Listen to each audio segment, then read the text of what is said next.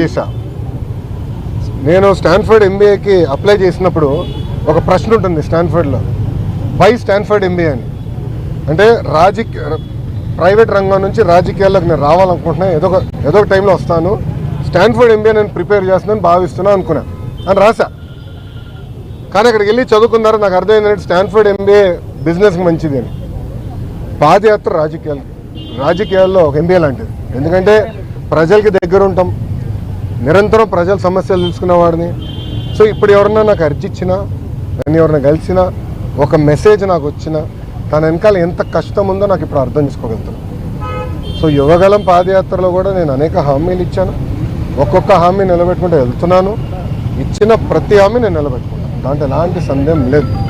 రెండోది, యువగలం పాదయాత్ర అయిన తర్వాత నిరంతరం ప్రజల్లో ఉండాలనే నా కోరిక. సో అమరావతిలో కూడా, ఎందుకంటే నాకు మంత్రిగా నాకు బాధ్యతలు ఉంటే కనుక నేను ప్రజల్లో ఉండాలంటే నిరంతరం ప్రజల్ని కలవాలని ప్రజా దర్బారు పెట్టుకున్నా.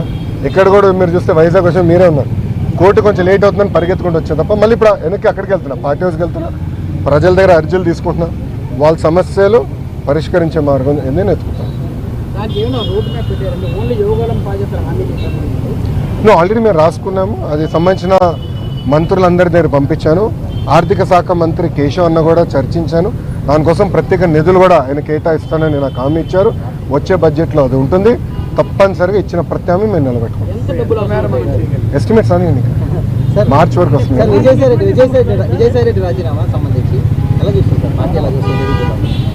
ఏ పార్టీ? వైకాపానా తెలుగుదేశం పార్టీ? ఇప్పుడు ఒకటన్నా, తల్లి చెల్లికే జగన్మోహన్ రెడ్డి గారిపై నమ్మకం లేదు, ఇంకా పార్టీలో ఉన్న నాయకులకు ఎలాంటి నమ్మకం ఉంటుంది? మేము ఎప్పటి నుంచో చెప్తున్నాం, వైకాపా నాయకులు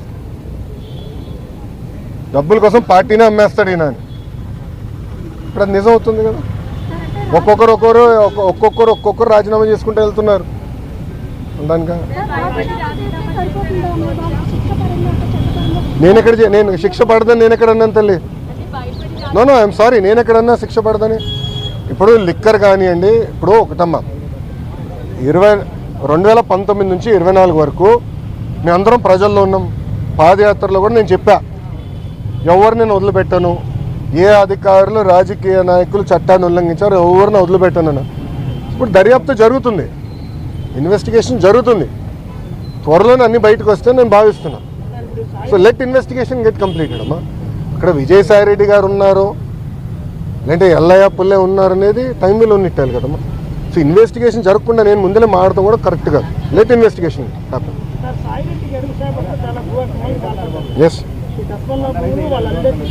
ఎస్